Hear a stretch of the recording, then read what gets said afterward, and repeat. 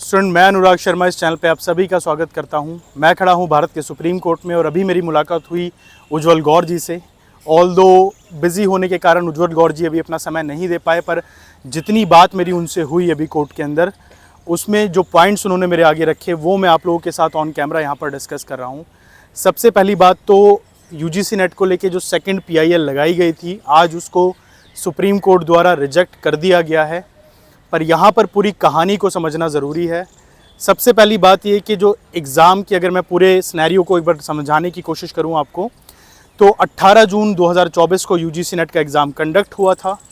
इसके बाद 19 जून को एजुकेशन मिनिस्ट्री की तरफ से एक नोटिस आता है कि एग्ज़ाम की इंटीग्रिटी कॉम्प्रोमाइज़ हुई है, पेपर शायद लीक किया गया है, इसलिए एग्ज़ाम कैंसिल हुआ, CBI की इंक्वायरी बैठा दी गई। CBI की इंक्वायरी चल ही रही थी। 28 जून को NTA कैलेंडर अपनी साइट पे डालता है, जिसमें री एग्ज़ाम का शेड्यूल डाला जाता है 21 अगस्त से लेकर 4 सितंबर तक का।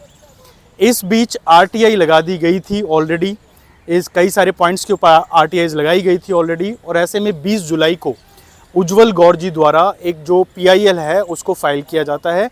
29 जुलाई को इसको रिजेक्ट कर दिया जाता है, जो पहली PIL थी। और उसमें कहा जाता है भाई लोकस स्टैंडी नहीं है यहाँ पर, बेसिकली जो डायरेक्ट स्टूडेंट्स को आना चाहिए, आप स्टूडेंट्स को लेके आइए, ठीक है, क्योंकि स्टूडेंट ही एक्चुअली इसको रिप्रेजेंट करें, हम ये चाहते हैं, सुप्रीम कोर्ट ने ये कहा।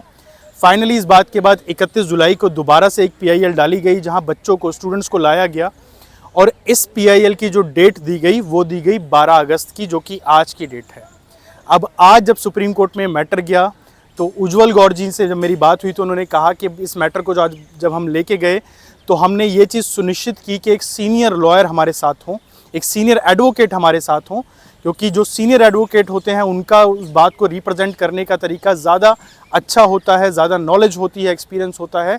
और इस चीज़ को देखते हुए उन्होंने सीनियर एडवोकेट जो हैं देवाशीष बरूका जी, उनको बुलाया। देवाशीष बरूका जी ने आज इस मैटर को CGI के आगे रखा। बट सुप्रीम कोर्ट ने यहाँ पर क्या बात करी? सुप्रीम कोर्ट ने ये कहा कि भाई देखिए, फर्स्ट ऑफ ऑल हम ये मानते हैं कि इस प्रोसीजर में थोड़ा लेट हो चुका है, एग्ज़ाम पास आ गया है, 31 अगस्त को एग्ज़ाम है। और ऑलरेडी जब आपकी पहली PIL डली थी, उस PIL के बाद इस चीज़ को सुनिश्चित कर दिया गया था कि भाई NTA ये मान रहा था कि हम आगे चल के जो एग्ज़ाम होगा उसमें ज़्यादा ध्यान रखेंगे और इस तरह की चीज़ें नहीं होंगी। दैट मीन्स अब ये कहना बहुत इंपॉर्टेंट है और समझदारी की बात भी है कि भले ही अब PIL रिजेक्ट हो गई है, पर इसका नुकसान नहीं हुआ है बच्चों को। क्यों? क्योंकि हम रिज़ल्ट की डिमांड कर रहे थे, साथ ही एक डिमांड ये भी थी कि जो भविष्य में आने वाले एग्ज़ाम हैं उसमें ऐसा कुछ ना हो जो पहले हुआ। तो अब ये बात क्लियर है कि भविष्य में अगर ऐसा कुछ होता है तो उस कंडीशन के अंदर डायरेक्टली NTA के ऊपर बात आ जाएगी, क्योंकि अब कोर्ट ऐसे में सुओ मोटो जो नोटिस होता है वो जारी कर सकता है, जिसको आप कहते हैं संज्ञान लेना। सुप्रीम कोर्ट संज्ञान ले सकता है इस मैटर पे, क्योंकि ऑलरेडी ये मैटर 2 बार सुप्रीम कोर्ट के आगे आ चुका है। आज जब इस PIL को रिजेक्ट किया गया तो एक तरफ तो बहुत हताशा है सभी बच्चों में, और स्पेशली मैं बार बार कह रहा हूँ कि HPSC के स्टूडेंट्स जो HPSC के एग्ज़ाम में अप्लाई करने जा रहे थे, अगर ये रिज़ल्ट आता तो बहुत राहत मिलती उन बच्चों को। बट अब वो अप्लाई नहीं कर पाएंगे HPSC के अंदर, एज़ पर माई नॉलेज जो नोटिफिकेशन में दिया गया है, क्योंकि अब एग्ज़ाम का जब तक रिज़ल्ट आएगा, यहाँ तो शायद HPSC का एग्ज़ाम हो चुका होगा। बट जो भी हो, हमें जस्टिस पे विश्वास रखना चाहिए, भारत की न्याय व्यवस्था और कानून पे हमें पूरा विश्वास है। मैं उम्मीद करता हूँ आप में से वो सभी बच्चे जो 18 जून के बाद अभी तक पढ़ रहे हैं, वो अपने वाले जो एग्ज़ाम है उसको दे के आएंगे, उसको क्वालिफाई करेंगे। और ये भी हम पूरी उम्मीद रखते हैं भारत के संविधान में विश्वास रखते हुए, और जितनी भी गवर्निंग बॉडीज़ हैं, चाहे वो NTA ही क्यों ना हो, कि अब जो एग्ज़ाम होगा वो अच्छे से कंडक्ट हो। इस तरह की कोई गड़बड़ी जैसे पहले देखने को मिली, ठीक है, जिस वजह से पहला एग्ज़ाम कैंसिल हुआ, ऐसा कुछ भी बच्चों के साथ अब ना हो। और सबसे बड़ी होप जो हमें है वो यही है कि भाई दिसंबर का एग्ज़ाम और दिसंबर की साइकिल बिल्कुल भी डिस्टर्ब ना हो, क्योंकि सबसे बड़ा एक कंसर्न यही था कि अगर ये एग्ज़ाम बीच में होता है तो कहीं ऐसा ना हो कि दिसंबर की साइकिल जो है वो डिस्टर्ब हो जाए, क्योंकि ऐसा पहले भी हो चुका है कि एग्ज़ाम मर्ज हुए हैं। तो आई विश कि इस तरह का कुछ भी नहीं होगा, ठीक है, हमारा नेक्स्ट एग्ज़ाम भी ऑन टाइम कंडक्ट होगा। अभी आप में से जितने भी बच्चे 21 अगस्त से लेकर 4 सितंबर का एग्ज़ाम देने जा रहे हैं, उन सबको मैं अपनी बेस्ट विशेस देता हूँ। साथ ही मैं ये उम्मीद करता हूँ कि आने वाले भविष्य में, स्पेशली ये साल बहुत टफ़ रहा स्टूडेंट्स के लिए, चाहे नीट के बच्चे रहे हों, चाहे नेट के रहे हों।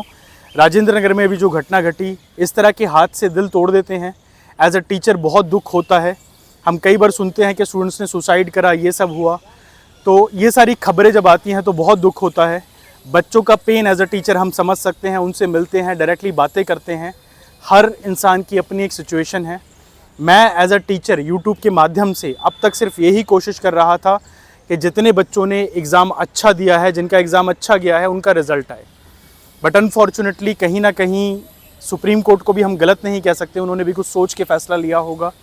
तो हम सुप्रीम कोर्ट के फ़ैसले का, सुप्रीम कोर्ट का, इंडियन जुडिशरी का सम्मान करते हैं और ये उम्मीद करते हैं कि आने वाला समय आप सब लोगों के लिए अच्छा रहे। साथ ही इस वीडियो के अंत में मैं सबसे बड़ा धन्यवाद दूंगा उज्जवल गौर जी को। शायद एक इंडिपेंडेंट तरीके से, एक अनोमिनस तरीके से वो हमारे सामने आए थे, ठीक है, नहीं रुक जा। और यहाँ मैं सबसे बड़ा धन्यवाद जो दूंगा वो उज्जवल गौर जी को दूंगा। देखिए, as a part of a YouTube community हम आपको सिर्फ यूट्यूब पे पढ़ा रहे हैं, आप लोगों के साथ नॉलेज और जो अपडेट्स आती हैं वो शेयर करते हैं। बट यहाँ उज्जवल गौर जी ने एक बहुत बड़ा योगदान दिया है।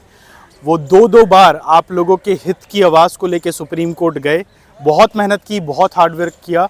As a teacher in present time मैं उनको धन्यवाद देता हूँ और साथ ही उन सभी स्टूडेंट्स की तरफ से उनको बधाई देता हूँ उनकी इस फाइट के लिए, जिन लोगों की पूरी उम्मीद यहाँ टिकी थी। और मैं उम्मीद करता हूँ कि आने वाले भविष्य में भी जब भी स्टूडेंट्स के हित की कोई बात होगी तो उज्जवल गौर जी हमारे साथ इसी तरह जुड़े रहेंगे। और इसी के साथ साथ मैं इस वीडियो से आप सबसे विदा लेता हूँ और उम्मीद करता हूँ कि आपका आने वाला एग्ज़ाम बहुत अच्छा जाए। Thank you so much.